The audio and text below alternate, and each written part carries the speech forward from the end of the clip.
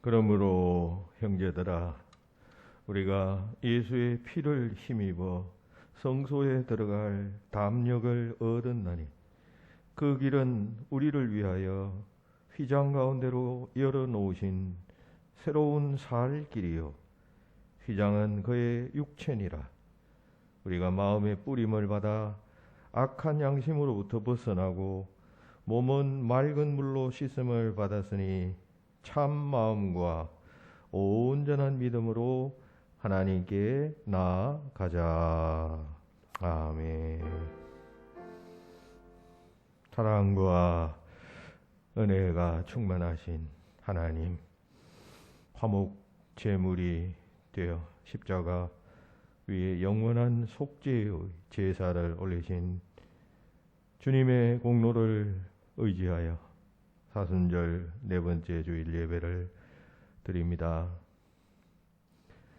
온 땅에 따뜻한 봄 기운을 주심과 같이 차갑고 식은 저희들의 마음에도 주님의 따뜻한 사랑이 나타나도록 역사하여 주시옵소서.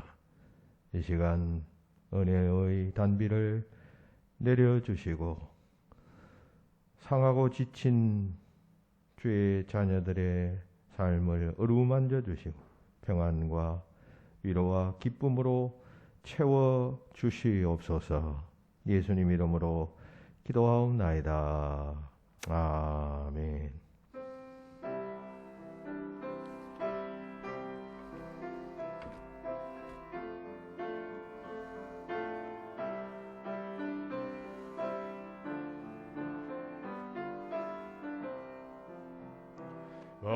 만왕의 왕 내 주께서 왜 고초당했나. 이 벌레 같은 날 위해 주보혈을 흘렸네. 십자가 내가 처음 볼 때에 나의 마음에 사라져. 오늘 믿고서 내 눈 밝아하네. 담내 기쁨 영원하도다. 이 십자가 못 박힘은 속죄함 아닌가. 이 긍휼함과 그 은혜 말할 수 없도다. 십자가 내가 처음 볼 때 나의 마음에 큰 고통 사라져. 오늘 믿고서 내 눈 밝아하네. 담내 기쁨 영원하도다. 널 흐르도 그 큰 은혜 다갚을 수 없네. 나 주님께 몸 바쳐서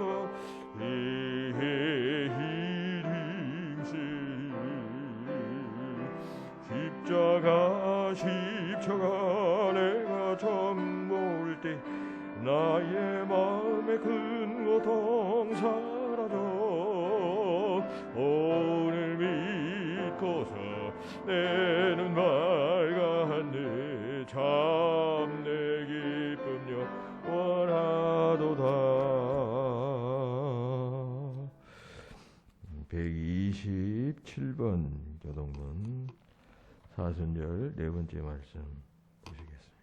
127번 여호와를 자기 하나님으로 삼은 나라 곧 하나님의 기업으로 선택된 백성은 복이 있도다. 여호와께서 하늘에서 굽어보사 모든 인생을 살피시며 곧 그가 거하시는 곳에서 세상의 모든 거민들을 굽어 살피시는도다. 그는 그들 모두의 마음을 지으시며 그들이 하는 일을 굽어 살피시는 이로다. 많은 군대로 구원 얻은 왕이 없으며 용사가 힘이 세어도 스스로 구원하지 못하는도다. 우리 영혼이 여호와를 바라며 그의 우리의 도움과 방패시로다. 우리 마음이 그를 즐거워함이여 우리가 그의 성호를 의지하였기 때문이로다. 여호와여 우리가 죽길 바라는 대로 주의 인자하심을 우리에게 베푸소서. 아멘. 다 같이 자매의 기도를 드립니다.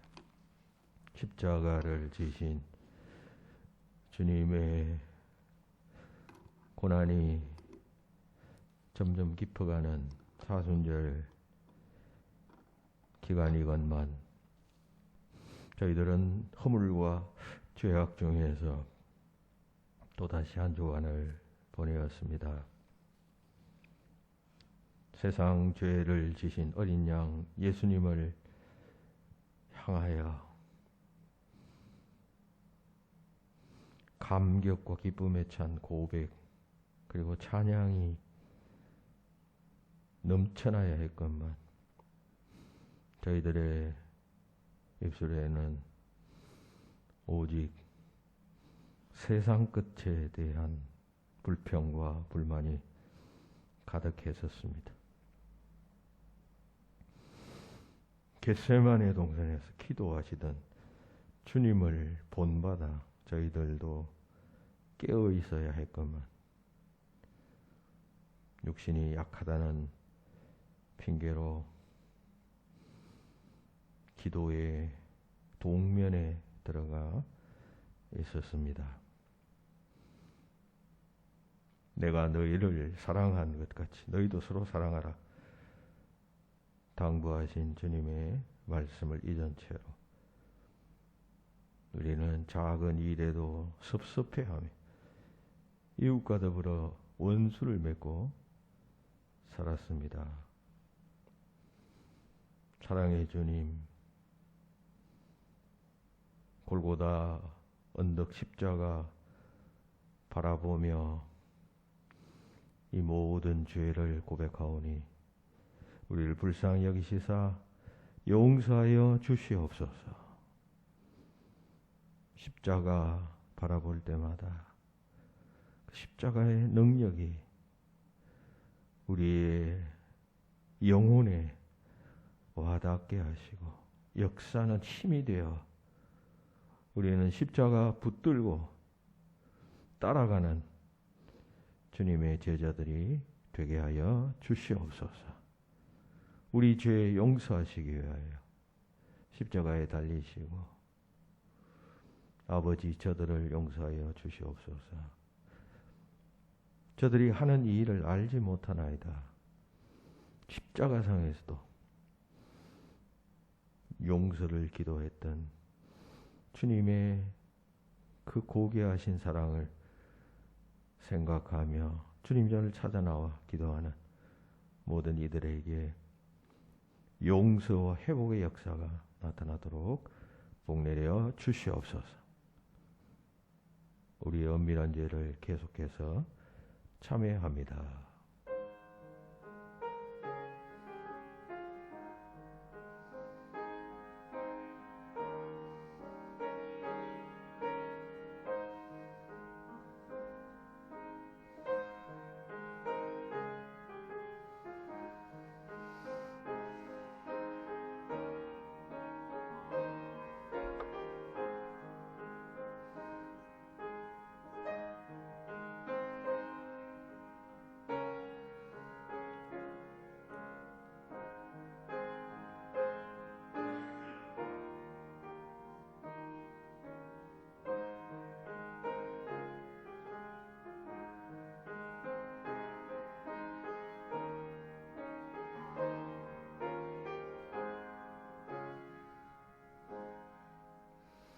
하나님께서 구하시는 제사는 상한 심령이라.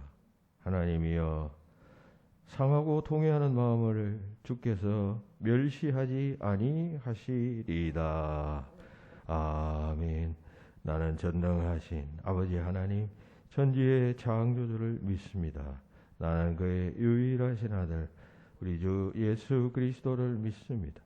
그는 성령으로 잉태되어 동정녀 마리아에게서 나시고 본디오 빌라도에게 고난을 받아 십자가에 못 박혀 죽으시고 장사된 지 사흘 만에 죽은 자 가운데서 다시 살아나셨으며 하늘에 오르시어 전능하신 아버지 하나님 우편에 앉아 계시다가 거기로부터 살아있는 자와 죽은 자를 심판하러 오십니다. 나는 성령을 믿으며 거룩한 공교회와 성도의 교제와 죄를 용서받는 것과 몸의 부활과 영생을 믿습니다. 아멘. 이 시간 김경욱 권사님 기도하겠습니다. 자비하신 하나님 아버지, 전쟁은 하나님께 속한 것임을 믿사오니 러시아의 침공으로 인하여 우크라이나에 전쟁이 벌어지고 있습니다. 이 전쟁을 속히 종식시켜 주셔서 더 이상 희생과 파괴되는 일이 없도록 도와주시옵소서. 주님, 세계 각처에 파송된 선교사들 위해 기도합니다. 반기독교 국가의 선교사들이 생명의 위협에도 소망 가운데 복음을 전파하여 사명을 다하여 선교가 중단되지 않게 하시고 여리고성 같은 우상의 진들을 정복할 수 있는 지혜를 주시옵소서. 열악한 환경 가운데 어렵게 사역하는 선교사와 가족들 건강 지켜주시고 동역 목교회의 재정적 지원 및 기도의 동력을 채워주셔서 몸과 마음을 다해 온전히 쓰임받도록 인도하여 주시옵소서. 주님, 대통령과 이종자들을 위해 기도합니다. 하나님 앞과 백성 앞에 선한 개혁이 이루어지도록 인도하여 주시고 지도자들이 하나님을 두려워하며 국민이 맡긴 권력을 합당히 사용함으로 정의가 바로 서게 하소서.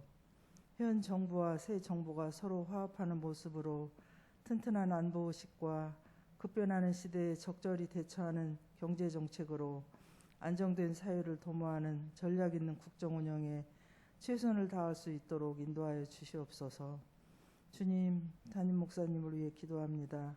이 어려운 시기에 교회를 이끌어 가시는 담임 목사님 기억하셔서 강한 영성의 옷을 입혀주시고 몸과 마음의 영을 날로 강건하게 하시며 목회에 어려움이 없도록 붙들어 주시옵소서. 부목사님도 동일한 은혜로 인도하여 주시옵소서. 주님, 교회 학교를 위해 기도합니다.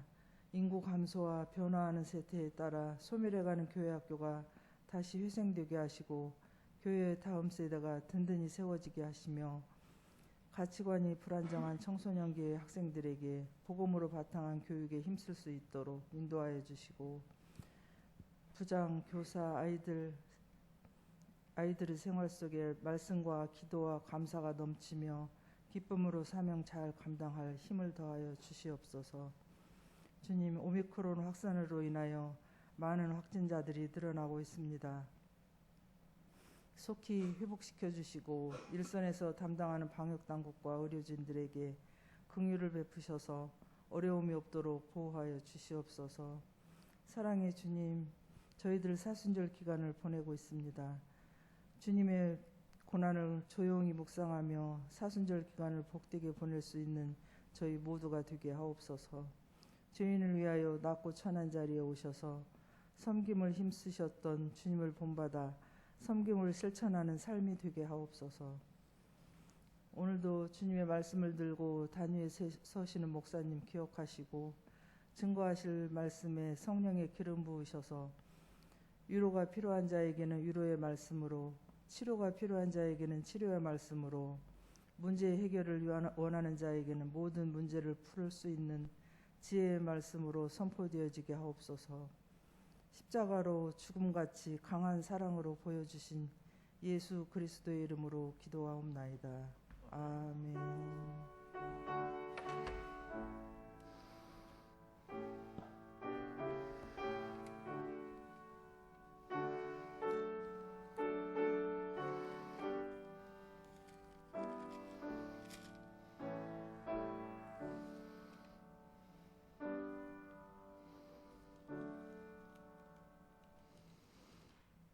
네, 오늘의 말씀은 누가복음 23장 33절부터 38절까지 입니다. 33절로 38절까지의 말씀. 이 말씀을 제가 봉독하겠습니다. 해골이라 하는 곳에 이르러 거기서 예수를 십자가에 못 박고 두 행악자도 그렇게 하니 하나는 우편에 하나는 좌편에 있더라. 이에 예수께서 이르시되 아버지 저들을 사하여 주옵소서. 자기들이 하는 것을 알지 못함이니이다 하시더라. 그들이 그의 옷을 나누어 제비 뽑을세. 백성은 서서 구경하는데 관리들은 비웃어 이르되 저가 남을 구원하였으니 만일 하나님이 택하신 자 그리스도이면 자신도 구원할지어다 하고 군인들도 희롱하면서 나와 신 포도주를 주며 이르되 내가 만일 유대인의 왕이면 내가 너를 구원하라 하더라. 그의 위에 이는 유대인의 왕이라 쓴 패가 있더라. 아멘.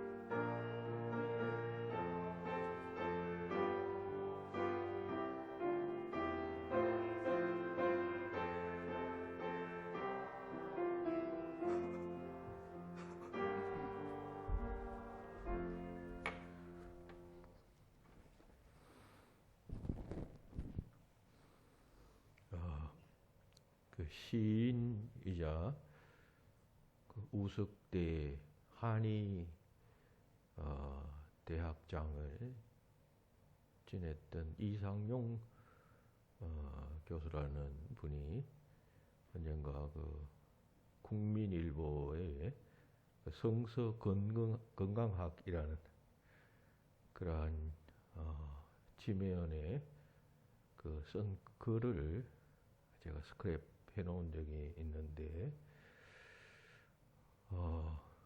그분의 말씀에 의할 것 같으면 우리나라 18세 이상의 성인 가운데 그러니까 약 그러니까 정신 질환을 앓는 사람 10명 중 1명꼴이라는 이야기를 했습니다. 정신병 진단을 받은 사람이라기보다 어떤 그 정신질환적 정세를 가진 사람이 10명 중 1명이다.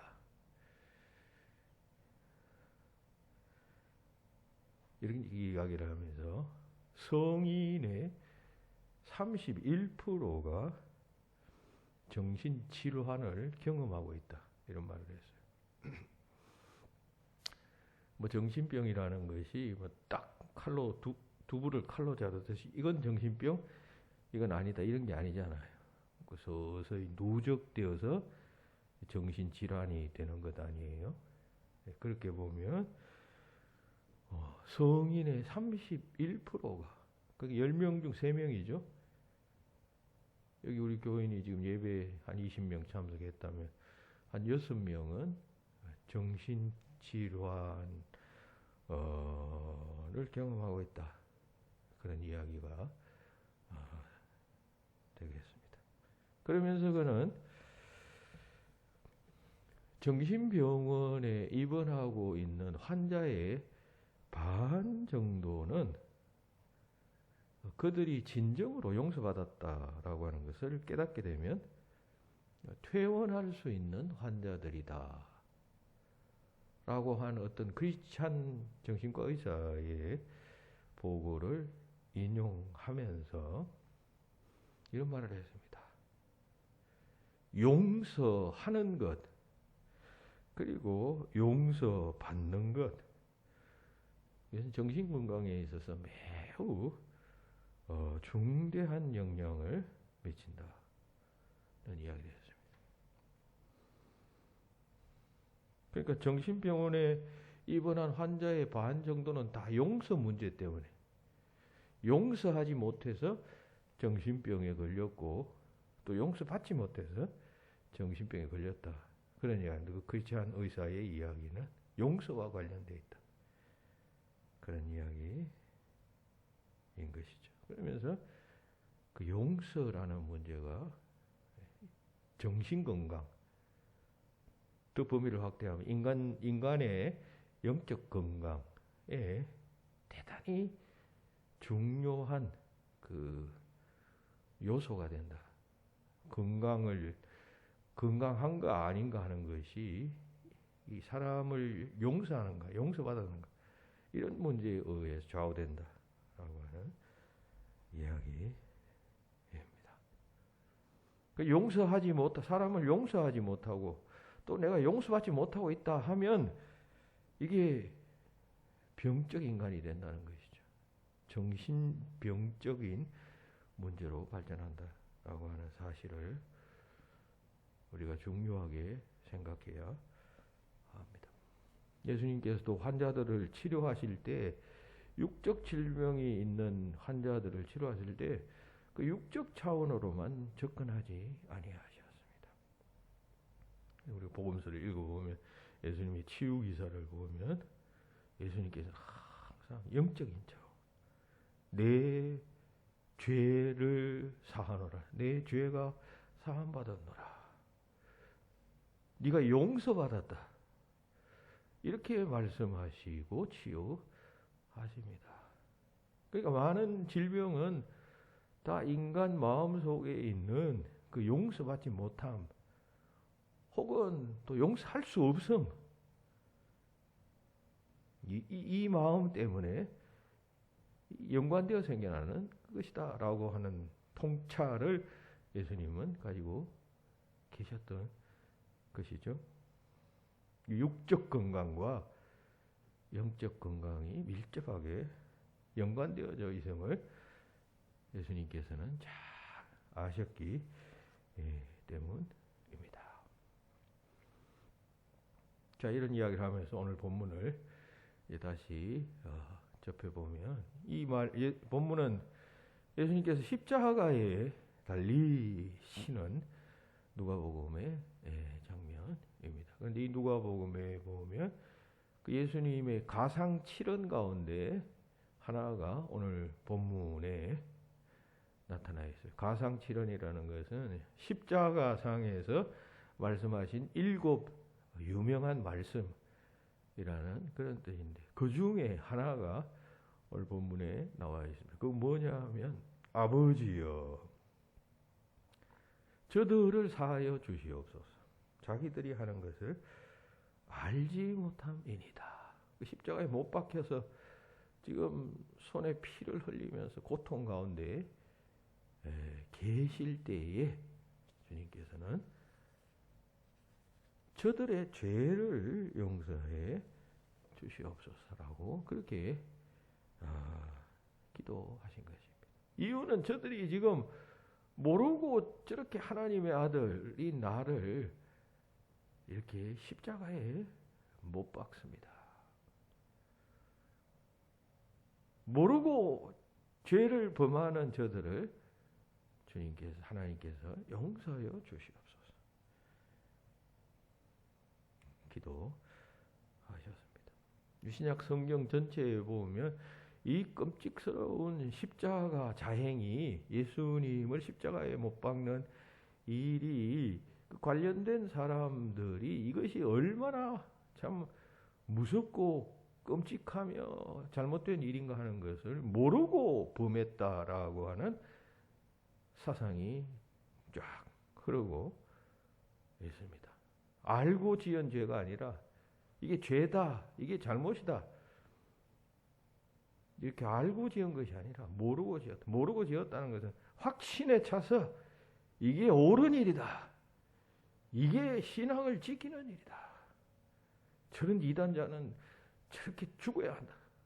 우리가 하나님 신앙을 고수하기 위해서는 이런 희생과 잔인함이라도 감내해야 한다. 이런 뜻으로 행했던 범죄였다라고 하는 것입니다. 유대교에서는 지금도 예수님을 그런 정오의 대상, 자신들이 한 일이 틀리지 않았다라고 봅니다. 그런 이유 때문에 지금 세계는 기독교화되어져 있잖아요. 유럽은. 그러니까 미움을 받는 거죠. 그렇게 저렇게 대량 학살당하기도 하고 전 세계인들로부터 미움을 당하는 것입니다. 예수님의 십자가 사건 후에 베드로가 그 예루살렘 성전에서 오순절 즈음에 그 설교하는 장면이 나와요. 사도행전 3장 17절. 형제들아 너희가 알지 못하여서 그리하였으며 너희 관리들도 그러한 줄 아노라. 예수의 십자가를 이야기합니다. 너가 알지 못해서 예수님을 십자가에 몰아내었고 유대 관리들과 로마 관리들도 그냥 알지 못하여서 예수를 죽였다. 사도 바울도 사도행전 13장 27절 했어요. 예루살렘에 사는 자들과 그들 관리들이 예수와 선지자를 알지 못함으로 예수를 십자가에 못 박았다. 이런 말씀을 합니다. 예수가 누구신지 몰랐고 선지자가 또 그 예수에 대하여 예언하는데 그 선지자의 말씀도 알지 못했기 때문에 예수님을 십자가에 못 박았다. 사람들은 이렇게 알지 못하고 죄를 범합니다. 자기가 대단히 옳은 것처럼 생각하고 죄를 범합니다. 나는 절대로 틀리지 않았고 내 도덕적 기준과 판단과 생각은 옳다라고 생각하면서 인간은 죄를 범합니다. 죄인 줄 알고 죄를 범하는 경우는 양심에 화인 맞은 자 아니고는 그렇게 행하기 어렵습니다. 다 자기 확신에 의해서 죄를 범합니다. 자, 우리가 이런 것을 생각한다면 그리고 예수님께서 이런 자를 용서해 주시옵소서 이렇게 기도하셨다면 오늘 우리들을 향하여 죄를 범하는 자들을 향해서도 우리가 예수님처럼 용서할 수 있어야 한다라고 하는 것입니다. 즉 무지 때문에 죄를 범하는 사람이 있다고 할 것 같으면 그 죄라는 것이 자기를 향한 것이죠. 자기를 향한 그 타인의 어떤 그런 무지로 인하여 범하는 죄가 있어서 내가 피해를 보고 내가 용서할 수 없을 마음이 생겨났다면 우리가 그들을 어떻게 대해야 하는가 할 때 예수님처럼 저들이 자기가 하는 일을 알지 못함이니다. 저들의 죄를 용서하여 주시옵소서. 이렇게 말할 수 있어야 한다라고 하는 말씀입니다. 예수님을 십자가에 처형하던 자들도 그러면 또 예수님을 십자가에 내어주었던 군중들도 죄인 줄 몰랐죠. 그건 국가에서 시키는 것이니까 당연히 정의를 실현하는 것이고 또 백성들은 호산나 호산나 하다가 그냥 얼마 지나지 않아서 며칠 지나지 않아서 예수님 십자가에 못 박으라 한 것은 예수가 사기꾼이다라고 생각했기 때문에 메시아로 생각을 했다가 한 며칠 사이에 아니니까 그냥 분노한 것입니다. 따라서 십자가에 못 박는 것이 저런 자는 십자가에 못 박는 것이 정의롭다라고 판단한 것이죠. 오늘날도 마찬가지입니다. 많은 사람들이 예수님을 십자가에 못 박는데 그게 죄인 줄 몰라요. 신앙인을 핍박하는데 그게 죄인 줄 몰라요.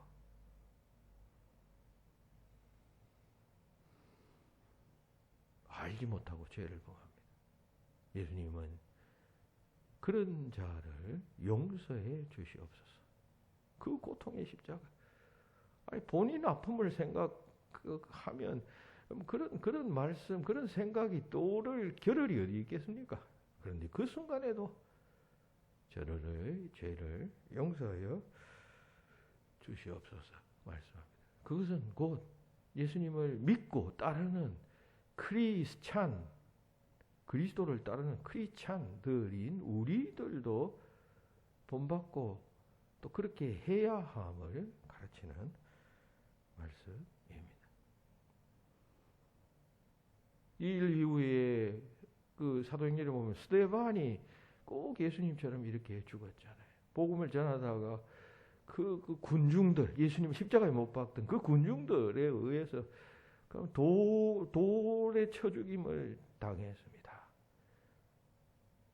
유대인들은 무슨 잘못을 하고 이러면 그냥 그 군중들이 돌을 들어서 쳐 죽이는 것이 그 당시로서는 뭐 법이 이렇게 오늘날처럼 이렇게 사법 체계 잘 된 것이 아니니까 그냥 와 해서 그냥 군중 심리가 발동하면 뭐 그건 어쩔 수가 없었어요. 공권력도 어쩔 수가 없었어요. 그때 스데반이 죽어가면서 기도하잖아요. 주여 이 죄를 그들에게 돌리지 마옵소서. 그들의 무지를 용서해 달라라고 하는 그런 말씀입니다.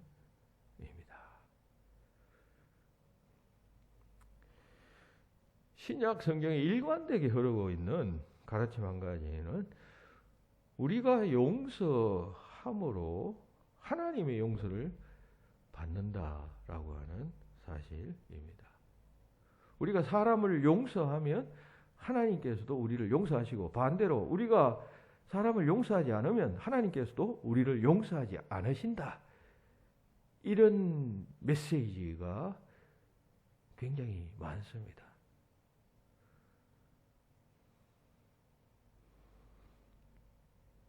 이 조건적이죠. 조건적. 하나님의 은총과 사랑은 무조건적인데 한편 이 용서와 관련해서는 상당히 조건적인 말씀을 예수님께서도 사도들도 했습니다. 야고보서 2장 13절에 보면 긍휼을 행하지 아니하는 자에게는 긍휼 없는 심판이 있으리라. 여기서 앞에 긍휼은 사람들에게 행하는 긍휼이죠. 뒤에 긍휼은 하나님의 긍휼입니다. 사람들에게 긍휼을 행하지 않으면 하나님께서도 긍휼 없는 심판하심으로 대하겠다. 말씀입니다. 우리가 잘 아는 황금률 마태복음 7장 12절 너희가 남을 대접하고자 남에게 대접을 받고자 하면 남을 대접하라. 우리가 만약 대접을 받고자 하면 내가 남을 대접해야 돼. 이것도 같은 논리의 말씀입니다. 대접받기만을 원하고 내가 가만히 나는 뭐 높은데 나는 뭐 대단한데 나는 무슨 어떠한데 내가 뭐 원로인데 이렇게 하고 있으면 대접 못 받는다는 것이죠. 남을 대접하고 자비를 베푸고 이래야 그게 그대로 돌아온다는 이야기입니다. 주기도문에서도 주님께서 용서에 대한 그 기도를 말씀하셨잖아요. 우리가 우리의 죄를 사하여 준 것 같이 우리의 죄를 사하여 주시옵고 이 말씀은 내가 이웃의 죄를 사하여 준 것 같이 여기 만약 내가 이웃의 죄를 사하여 준 사실이 없으면 하나님의 용서를 구할 수도 없다는 그런 이야기 아니에요. 이 주기도문에서 우리의 죄를 용서하여 주시옵소서. 요 문장만 있는 게 아니잖아요. 그 앞에 전제가 깔려있어요. 내가 내 이웃을 용서해 준 것 같이 하나님께서도 나의 죄를 용서하여 주시옵소서. 너희는 이렇게 기도하라 라고 말씀하신 것이. 내가 남을 용서해 주지 못하고 용서해 준 경험이 없으면 하나님께 용서 구하지 말라는 이야기이기도 합니다. 이게 이런 그 흐름이 신약 성경에 일관되게 흐르고 있어요. 용서할 때 용서하신다라고 하는 성경적 가르침이 성경 속에 있습니다. 하나님의 구원의 은총은 무조건적이죠. 무조건적이에요. 여긴 조건이 없어요. 내가 뭐 교회 잘 다니고 혹은 또 뭐 11조 잘하고 이래야 구원받는다. 이렇게 해서 우리가 구원받은 게 아니라 우리는 무조건적으로 그냥 하나님의 무작위적 선택에 의해서 그 은혜로 말미암아 구원받은 것이죠. 그래서 이 하나님의 은혜를 무조건적, 일방적, 선수적 은혜라고 그렇게 말하잖아요. 자, 그런데 이렇게 하여 그 은혜 안에 들어온 사람은 그 은혜의 법 안에서 살아야 합니다. 이렇게 용서받은 자는 내가 이렇게 용서받았으므로 나도 남을 용서할 수 있어야 한다는 것입니다. 은혜는 받아놓고 나는 용서는 받아놓고 나는 뭐 나와 관련된 어떤 일에 대해서 내가 용서하지 못한다? 이러면 그 은혜가 하나님이 베푸신 은혜가 철회되는 그런 무서운 일까지 벌어진다는 것을 성경은 이야기합니다.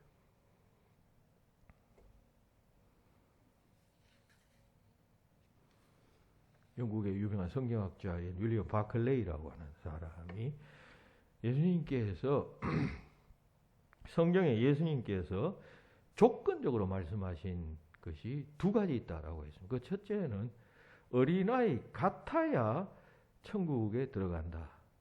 어린아이 같아야라고 하는 조건. 그 마음이 순수하고 그냥 착하고 아주 그냥 순전하고 이렇게 돼야 천국까지 어른같이 머리 굴리고 뭐 생각이 복잡하고 계산적이고 이러면 이건 하나님 나라와 상관없다. 순수해야 됩니다. 신앙이 그죠? 신앙이 순수해야 됩니다. 뭐 이것 째고 저것 째고 머리 쓰고 여러분 이러면 벌써 하나님 나라와는 먼 것입니다. 둘째는 용서할 때 내가 형제를 용서해야 하나님께서 또 나를 용서하신다.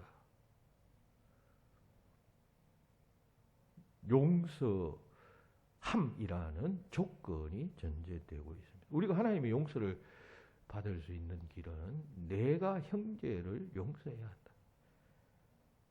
그런 두 가지다라고 이렇게 해야 말씀하고 있습니다.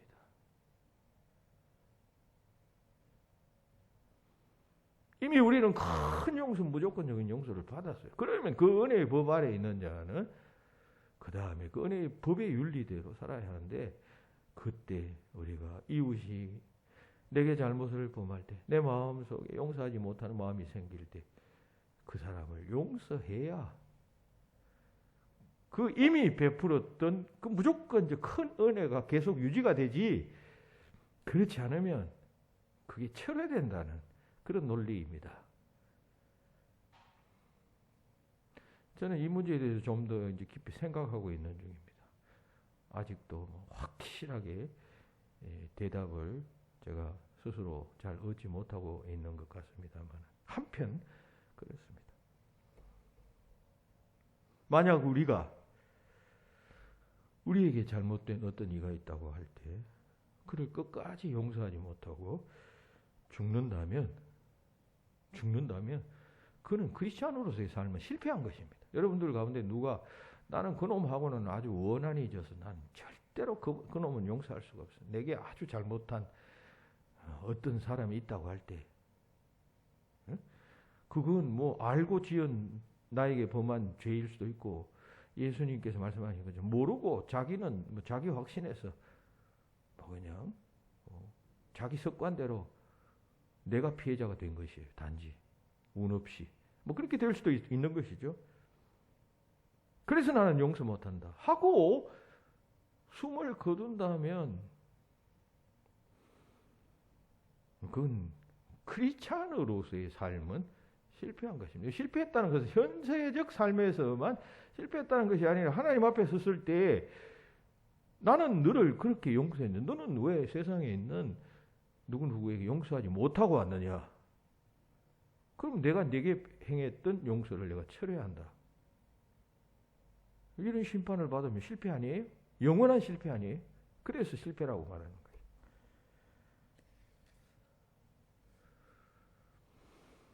지난 금요일날 제가 잠깐 말씀드렸습니다. 제가 노예 재판국장을 할 때 어떤 교회에서 그 장로님들과 집사님들이 이 집단적으로 싸움이 붙었어요. 교회의 어떤 중요한 사안 때문에 크게 싸움이 붙고 그게 막 세상 법정까지 가고 나중에 이제 교회법으로 다시 또 가지고 온 그런 사건이었어요. 그 교회에서 뭐 8건, 9건 그 문제로 그냥 사회법정에 그 고발하고 재판하고 하는데 이 상대방도 만만치가 않아요. 그래서 막 상호 그냥 아주 치열하게 싸우는 와중에 이제 노예 재판국으로 이 문제가 넘어오게 된 것이에요. 그래서 노예 재판국은 항상 그 서로 화해를 제일 먼저 권유하고 또 조정합니다. 그래서 둘을 불러놓고 이게 그리스도인들이 이게 무슨 짓이요? 한 교회 다니면서 교인들끼리 서로 그냥 고발하고 이게 무슨 창피스러운 일이냐? 서로 화해라고 종용을 했더니만 그 한쪽 그 장로님이에요. 장로님. 사회적으로도 굉장히 덕망이 있고 그리고 아주 그냥 전문인이었어요. 그런데 그분이 하는 말씀이 예수님이시라면 용서하셔도 나는 용서 못합니다. 그 말씀을 하시더라고요. 야, 제가 그 말을 아직도 잊지 않고 있어요. 야, 이게 한편 맞는 말이죠, 그죠? 한편은 야, 우리는 뭐 작은 인간이기 때문에 용서 못합니다, 그러니 맞는 말인데 그러나 그리스도인으로서 이게 맞는 말이냐? 굉장히 제가 생각을 많이 해보았어요. 재판 내내. 그리고 시간이 흘렀습니다. 그리고 재판은 우리 노예에서 재판한 대로 또 총회 또 상고했겠죠. 상고해서 노예 재판대로 그렇게 결정이 되었습니다. 지금은 시간이 꽤 흘렀어요. 그런데 얼마 전에 이야기 되니까 그 장로님이 돌아가셨대요. 근데 지금도 제가 의문입니다. 그분이 그 재판 상대방을 용서하고 돌아가셨을까? 그냥 돌아가셨을까? 그게 지금 궁금해요. 구체적으로 그 관련된 사람들에게 물어보지도 않았어요. 어떻게 되었을까? 용서했을까? 시간이 꽤 흘렀는데 시간이 흐르면 원래 시간이 약이다. 세월이 약이다. 그런 말이 있듯이 용서했을까? 하지 못하고 가셨을까? 하지 못하고 가셨다면 그 사람이 사회적으로 교회에서 장보고 뭐 그냥 그게 무슨 의미가 있겠는가? 우리가 만약 어떤 자를 끝까지 용서하지 못하고 눈을 감는다면 그리스도를 통해 하나님께서 베푸신 은혜가 그 용서가 철회될 수 있다는 사실을 잊지 말아야 합니다. 그 근거가 되는 성경의 이야기를 제가 말씀드립니다. 마태복음 18장 21절로 35절에 보면 소위 무자비한 종의 비유 혹은 또 1만 달란트 빚진 자 비유라고 일컫는 예수님의 비유가 바로 그러한 사실을 교훈하고 있습니다. 베드로가 예수님께 나와서 형제가 내게 죄를 범하면 몇 번이나 용서해 주면 되겠습니까? 베드로는 생각할 때 예수님의 교훈이 너무나도 심오하고 깊기 때문에 자기가 형제가 저에게 죄를 범하면 뭐 7번까지 해주면 되겠습니까? 이런 이야기를 하는 것입니다. 그 당시 유대인의 규례에 할 것 같으면 사람이 죄를 범하면 3번까지는 용서해 주라고 되어져 있어요. 베드로는 뭐 예수님의 경험이 너무나도 심하고 자기가 예수님의 제자니까 예수님은 더 많이 용서해 주라 하겠지. 그러면 넉넉 잡아 한 7번. 여기 7번이랑 숫자 7을 이야기하는 거 아니에요. 7은 유대인에게 있어서 만수입니다. 만수. 완전수. 예. 그러니까 뭐 우리말로 치면 10번이라도 용서해 주면 되겠습니까? 뭐 이런 뜻이에요. 그러니까 베드로는 자신의 어떤 포용성을 뭐 이렇게 좀 자랑하듯이 그런 취지로 예수님께 형제가 내게 죄를 범하면 내가 한 10번 정도까지는 용서해 주면 되겠습니까? 이렇게 말한 것이. 이때 예수님께서 여기서 한 걸음 더 나아가서 7번씩 70번이라도 용서하라 라고 말씀을 하시면서 그 후에 이 비유를 말씀하신 것이. 그러니까 이 비유는 왜 이 7번씩 7번, 이 말은 70번씩 7번이라는 말은 7번씩 70번, 어떤 성경에는 거꾸로 되어 있습니다만 이건 77이 49 그냥 10번씩 100번이라도 100번씩 10번이라도 끝없이 한없이 무한정하게 계속 용서하라 그런 뜻입니다. 그리고 이 비유를 말씀하셨는데 이 비유는 그러니까 이 말씀을 그 소위 뒷받침해주는 예정해주는 의미가 있겠죠. 70번씩 7번이라도 용서하라 하시면서 이 이야기를 하셨단 말이죠. 이 비유는 뭐냐 하면 천국 비유예요. 천국. 하나님 나라는 이와 같다 하시면서 하신 말씀인데 어떤 임금이 있었다. 근데 그게 10,000달란트 빚진 자가 있었다. 갚으라 했더니만 이자가 그냥 참아주소서 조금만 기다려 주십시오. 그럼 갚겠습니다. 사정을 하길래 주인이 딱 보니까 불쌍해요. 그래서 다 탕감해 주었다. 갚지 않아도 된다. 됐다. 빚 없는 걸로 하겠다. 이랬단 말이죠. 그랬더니만 이 사람이 얼마나 기뻤겠습니까? 이 1만 달란트라는 액수가 얼마인가 하는 거 조금 이따 말씀드리겠습니다. 나와서 보니까 자기에게 빚진 한 동료, 구성경에 동관이라고 되어져 있어요. 동료를 만났어요. 그는 그 사람에게 100데나리온 빚졌어요. 100데나리온 빚졌으니까 야, 너 내 돈 100데나리온 빌리지 않았냐? 갚아라. 똑같이 이 빚진 자도 말했습니다. 조금만 참아달라고. 내가 꼭 갚겠습니다. 했는데 자기가 그 10,000달란트 탕감받은 주인에게 하듯이 똑같이 했는데 이 사람은 그 사정을 들어주지 않고 그냥 붙잡고 목을 비틀고 감옥에 쳐넣었다는 것입니다. 그 모습을 본 옆에 있는 그 동료들이 이걸 하도 딱해서 불쌍해서 그 주인에게, 즉 1만 달란트 빚진 자, 빚을 그 탕감해 준 자에게 가서 고했습니다. 이 1만 달란트 빚진 자는 처음에 시작할 때는 임금으로 나옵니다. 임금. 어떤 임금이 이렇게 나와서 중간에서 가서는 주인이라고 그랬다시 바뀝니다만 어쨌든 그 주인한테, 그 임금한테 가서 여차여차해서 이런 일이 있었습니다. 하니까 주인이 그 탕감해 준 자를 다시 불렀어요. 그리고 이 약한 놈아, 내가 네게 그 돈을 탕감해 줬으면 니도 네게 빚진 자를 탕감해 줘야 하지 않느냐. 그런데 어떻게 그런 악한 일을 감옥에 쳐넣었다는 말이야. 그렇다면 너도 내가 내게 이 탕감해 준 빚을 완전히 철회하고 너도 갚아라.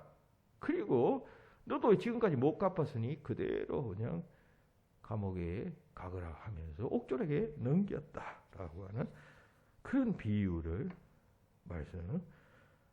그리고 제일 마지막 절에 이 비유의 의미를 추가적으로 설명하는 말씀을 하십니다. 그게 뭐냐 하면 35절이에요. 너희가 각각 마음으로부터 형제를 용서하지 아니하면 너희 하늘 아버지께서도 너희에게 이와 같이 하시리라.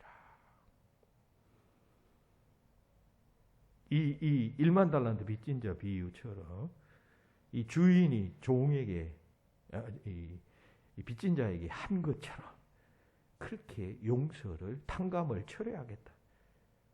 그런 말씀이에요. 여러분 1만 달란트 우리 돈으로 환산하면 50조 원이에요. 50조. 상상할 수 없는 어마어마한 돈.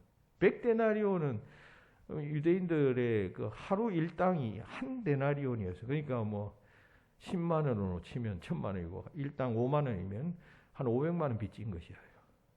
한 500만 원에서 1000만 원 빚진 것과 50조 원이니까 이건 비율이 얼마냐 하면 여러분 얼마 60만 배, 60만 배. 비교가 되지 않아요. 어마어마한 1만 달란트에 비유되는 하나님의 용서함을 받은 우리가 그저 한 1000만 원, 500만 원 정도에 해당되는 그러한 그 남의 잘못을 용서하지 않는 그 하나님의 용서가 인간의 용서를 이렇게 이 돈의 액수를 통해서 우리가 비교할 수가 있겠죠. 암암리에 지금 예수님께서 이 1만 달러는 하나님의 용서다 이렇게 설명을 안 하셨으니까 하지만 그것인 줄 우리가 알 수가 있잖아요. 하나님의 그 큰 용서를 받은 자는 1만 달란트의 빚을 용서받은 자와 같은데 그런 자는 100데나리온 빚진 자와 같은 그냥 인간 삶에서 사람들로부터 그냥 미움받고 내가 그래서 그 일로 용서할 수 없는 뭐 그런 문제 1만 달란트와 100데나리온으로 이렇게 비교할 수가 있어요. 차이는 어마어마한 것이죠. 그렇게 큰 탕감을 받은 자는 용서해야 된다. 작은 용서 아니냐? 만약 그것 용서 못하면 하나님의 용서가 철회된다. 무서운 일 아니에요? 하나님의 용서가 철회되면 우리는 뭐 지옥 가는 것이죠. 아무리 뭐 일생 뭐 청경 찬송 들고 신앙생활 했다 해도 여러분 이런 남을 용서하지 않는 꽁한 자기중심적인 자기의에 그냥 내가 하는 생각이 옳고 내 판단이 그냥 틀림이 없다라고 믿는 사람은 이런 되게 쉽죠. 그런 사람은 내게 잘못한 사람은 저건 철저히 잘못한 것이면 절대로 안 돼. 이런 거 많잖아요. 그런 자는 하나님의 용서가 철회해야 된다는 사실. 항상 그리스도인들은 기억해야만 하겠습니다. 기독교는 용서의 종교. 십자가는 용서의 상징이에요. 가로 십자가는 사람과 사람 사이에 사람을 용서하는 용서의 상징이고 이 세로 십자가는 세로 막대기는 하나님과 인간과의 관계에서 행하신 용서를 상징하는 것이에요. 그리고 이 십자가는 서로 이렇게 이어져 있잖아요. 이게 이렇게 떨어져 있거나 이렇지 않잖아요. 십자가가 뭐 가로 따로 세로 따로 이렇게 있나요? 이게 어느 한 점이 딱 이렇게 연결되어져 있잖아요. 연결되어져 있다는 것은 하나님의 용서와 우리 인간과 인간의 용서가 서로 연관이 되어져 있다라고 하는 것을 상징한다. 제가 그렇게 생각을 하는 것이에요.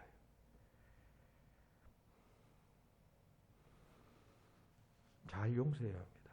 한 가지 이야기하고 마칩니다. 러시아의 대문호인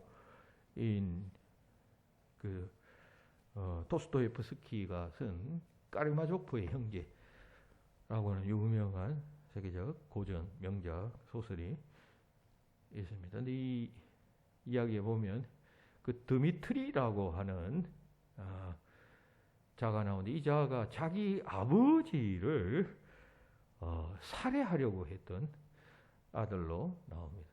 근데 이 일로 인해서 이 드미트리가 이제 재판을 받는 그 장면에 나오는 그러한 이제 그 내용이어요. 검사가 이 드미트리의 죄에 대해서 아주 준엄한 논고를 내립니다. 피고는 자기 아버지를 죽이려고 했던 후레 자식입니다. 이런 폐륜화를 러시아의 모든 아버지의 이름으로 또 민족의 이름으로 고발합니다. 아버지를 죽이려고 했으니까 폐륜하죠. 그 당시에는, 지금은 또 뭐 그런 또 사람들이 있어요. 그런데 뭐 그렇게 해도 그건 아직도 우리나라에서는 그 아버지를 죽이려 했다면 그것은 뉴스거리죠. 과거의 도스토옙스키 시대 때는 더더욱 그랬지 않겠습니까? 이건 모든 세상의 모든 아버지가 용서할 수 없는 일입니다. 그리고 모든 러시아의 사람들도 용서할 수 없는 일입니다. 따라서 이건 중죄입니다. 검사가 그런 논고를 내리게 됩니다. 그랬더니만 방청석에 있는 사람들이 막 그냥 주먹을 불끈 쥐면서 맞다고 공감해서 분노합니다. 그리고 그 다음에 유명한 노 변호사, 이 사람의 변호사가 이제 등장합니다. 그리고 변론을 시작합니다.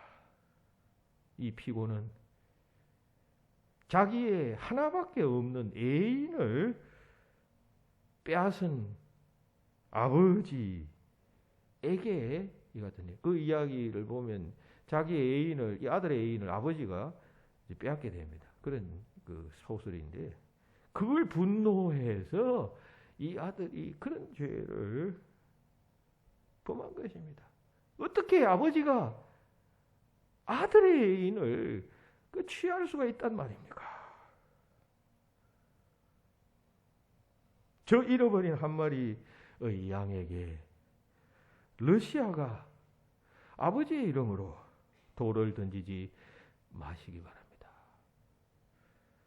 변호사가 그렇게 변론을 합니다. 조용해졌습니다.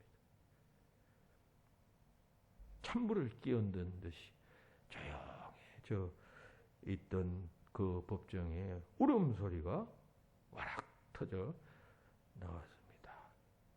그 피고였던 드미트리의 그 눈에서 생전 처음 닭똥 같은 눈물이 흘러나오게 되고, 그 모습을 보고 그 소리를 들었던 방청객들은 또다시 그냥 훌쩍훌쩍 울게 되고 눈물을 닦는 그런 장면입니다.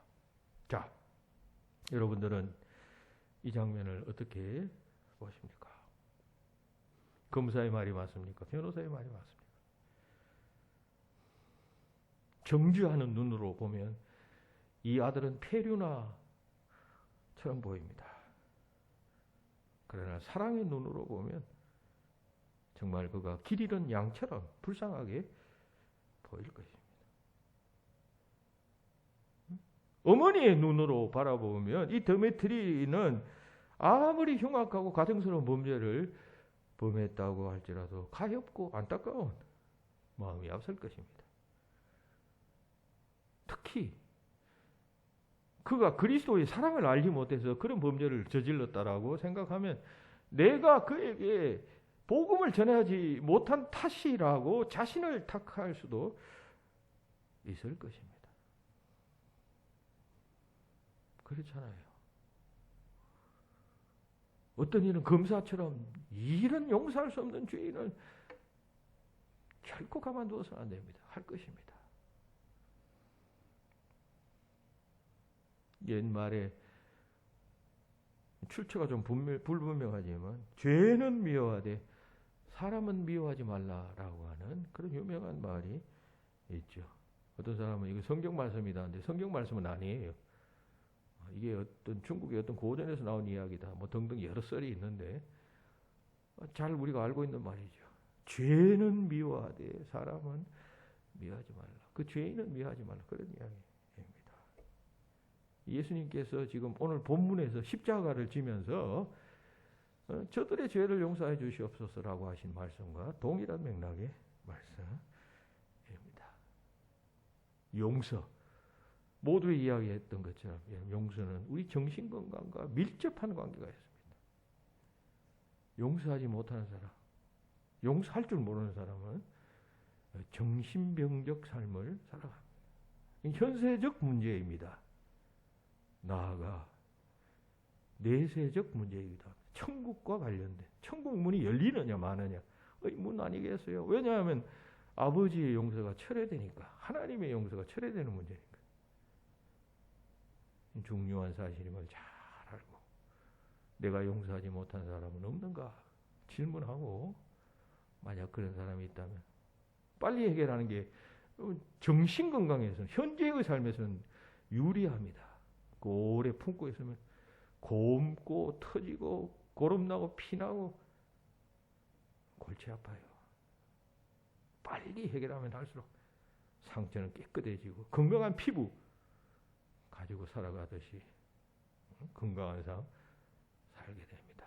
사순절 네 번째 주일 십자가에 달려 용서를 기도하신 예수님을 생각하면서 나도 주님 배워 주님처럼 그렇게 기도하리라. 그리고 그렇게 살리라. 결단하시는 여러분들 되시기를 주의 이름으로 축원합니다. 기도하십시다. 십자가 지시면서까지 아버지 저들의 죄를 용서하여 주옵소서.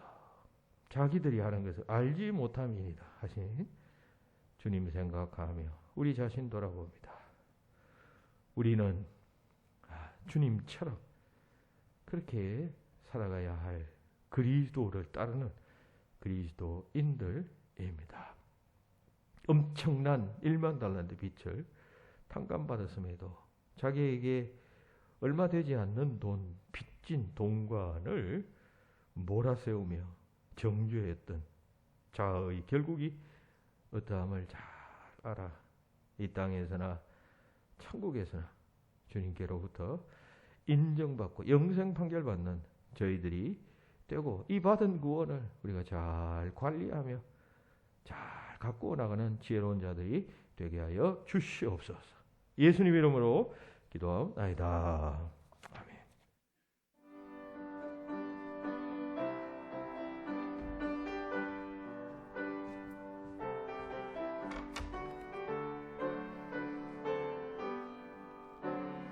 주의 예수 자유하게 하며 혈의 능력 주의 보여 시험을 이기고 승리하니 참 놀라운 능력이로다.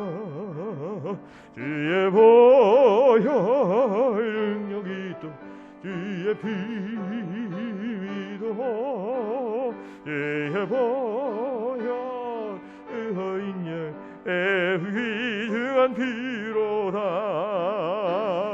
육체의 본을 이기리니 보혈의 능력 주의 보혈 정결한 마음 얻게 하니 참 놀라.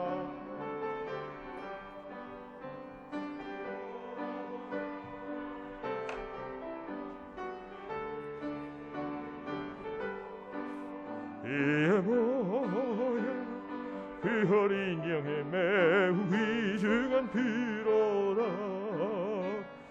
눈보다 보이게 맑히는 보혈의 능력 주의 보혈 의전 모든 것 맑히시니 참 놀라운 능력이로다.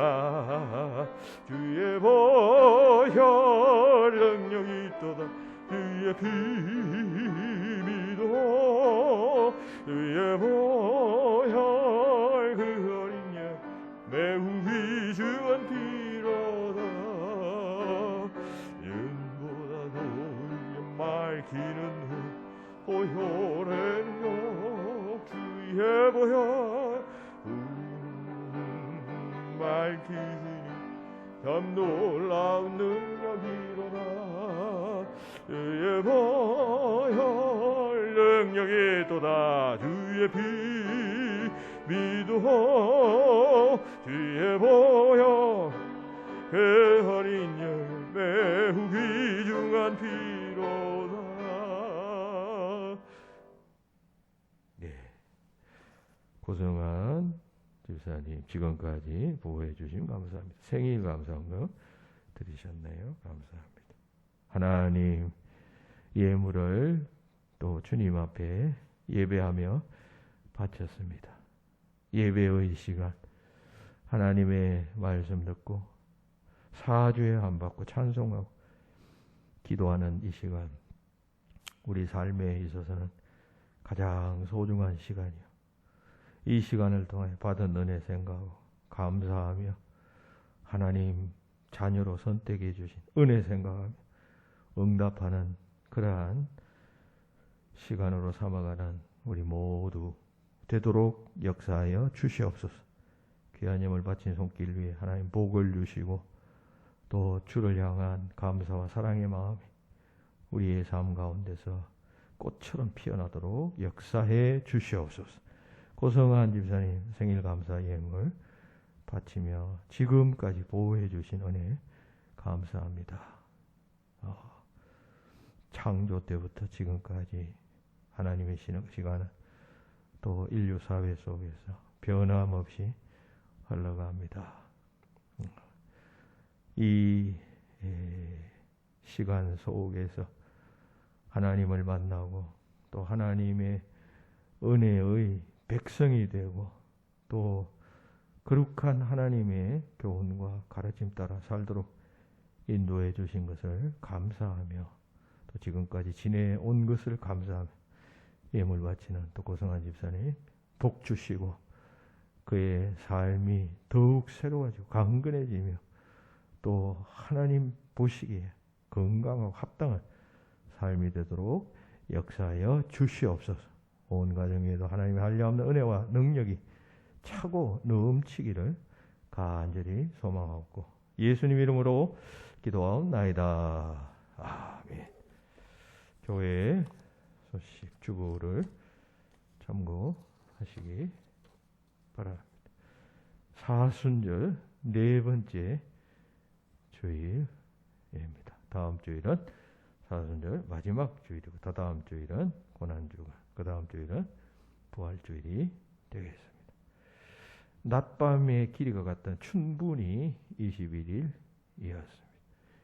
이제 낮이 길어지는 것이죠. 낮이 길어진다는 것은 태양이 비치는 시간이 점점 늘어난다는 이야기, 따뜻해진다는 이야기이겠습니다. 벌써 꽃 소식 들려오고 있습니다. 우리 영적 생명력도 이렇게 약동하시기를 바랍니다. 코로나 신규 확진자가 이제 조금씩 하강 추세를 보이고 있습니다. 하지만 확진자가 이제 1,000만 명을, 우리 국민 1,000만 명을 돌파했습니다. 여기에다가 또 스텔라 오미크론 변이 바이러스가 40%대를 넘어섰다고 합니다. 그리고 이것은 전 세계적으로 6% 이상 이제 점유하고 있는 상황입니다. 돌연변이를 일으켜서 이제 또 새로운 이제 바이러스가 됐다 그런 이야기죠. 제가 전에 이야기했던 거죠. 이제 앞으로 이런 일은 계속 이제 일어날 것입니다. 어제 제가 어떤 영상을 봤는데 이게 지구 온난화와 대단히 깊은 관련이 있답니다. 이게 원래 이 바이러스는 박쥐들에게 생겨났던 것입니다. 그러니까 사스, 메르스 이런 것들이 다 박쥐에게 생겨났던 바이러스입니다.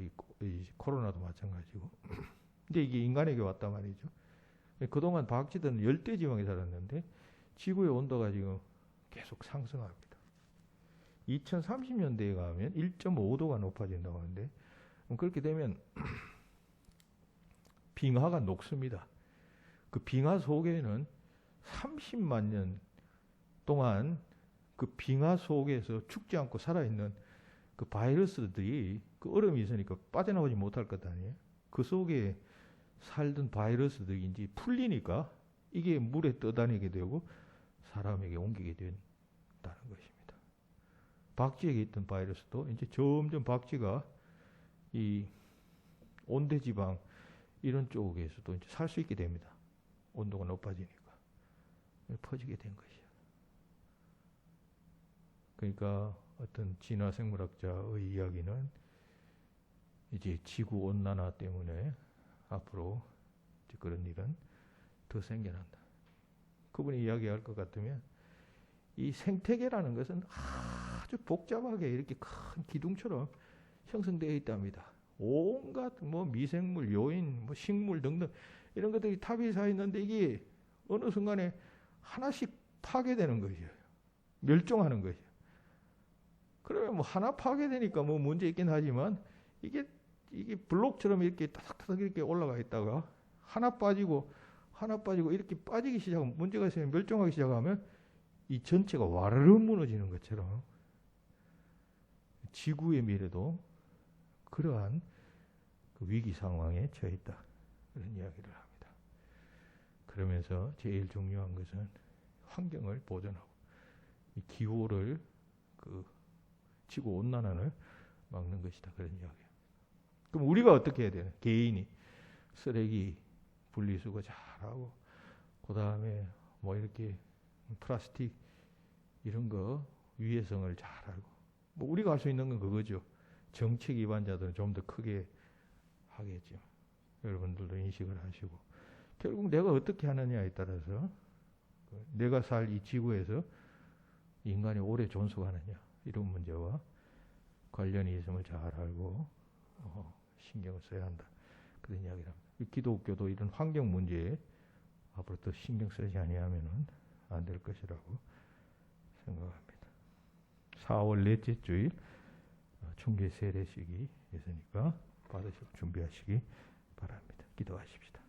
이제는 우리 주 예수 그리스도의 은혜와 하나님 아버지의 그 크신 사랑하심과 성령님의 교통하심이 죄전의 나와 십자가상에서 알지 못하고 지은 죄인들을 향해 용서하여 주시옵소서.